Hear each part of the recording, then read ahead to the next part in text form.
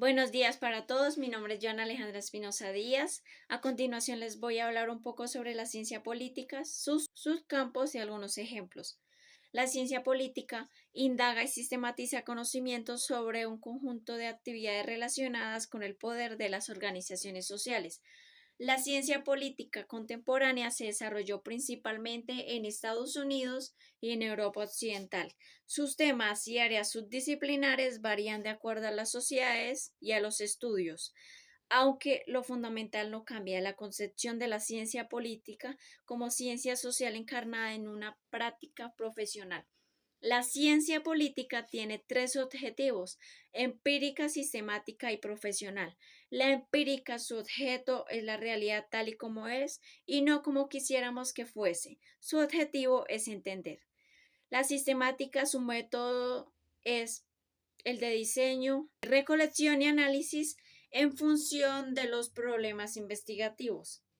La profesional se ve por ella y para ella en vez de verse como un amateur o como un hobby. La ciencia política es una de las ciencias sociales de origen decimonónico que se han ido consolidando a lo largo del último siglo, y sus principales componentes disciplinares se han ido consolidando en los diferentes países, aunque de forma desigual.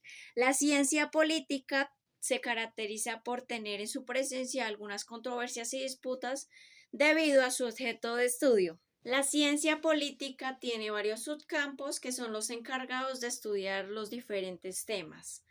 Dentro de ellos tenemos la teoría política, el comportamiento político, las instituciones políticas, el estudio de los problemas y las políticas públicas, la economía política, las relaciones internacionales, la política comparada, la ciencia política y la metodología de la ciencia política. La teoría política se refiere a las interpretaciones conceptuales, los modelos y las explicaciones del origen y la naturaleza de los hechos políticos. Algunos ejemplos podrían ser el liberalismo, el marxismo y la teoría feminista. El comportamiento político se refiere a las diversas formas de participación social, ciudadana, comunitaria y política que hay.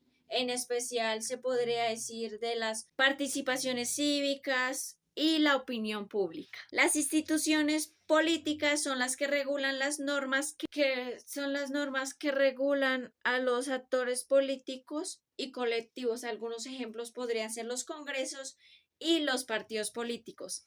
El estudio de los problemas y las políticas públicas tiene la especificidad de orientarse para resolver los problemas. Algunos ejemplos que podríamos ver ahí son las reformas educativas y las políticas ambientales. La economía política corresponde a la relación entre las instituciones y los incentivos que hace que los individuos se comporten de formas determinadas. Algunos ejemplos que podríamos ver ahí es la economía informal y las políticas agrícolas. Las relaciones internacionales se asumen como una disciplina autónoma tradisciplinar en el que convergen la ciencia política, y algunos ejemplos que podríamos ver ahí son los acuerdos y las relaciones diplomáticas. La política comparada consiste en el procedimiento sistemático orientado a extraer generalizaciones empíricamente mediante el estudio de dos o más casos. Algunos ejemplos que podríamos ver ahí son los análisis de políticas públicas y las comparaciones de los sistemas electorales. Y por último tenemos a la metodología de la ciencia política. En ella encontramos las estrategias de investigación y las herramientas que se utilizan en la investigación politológica.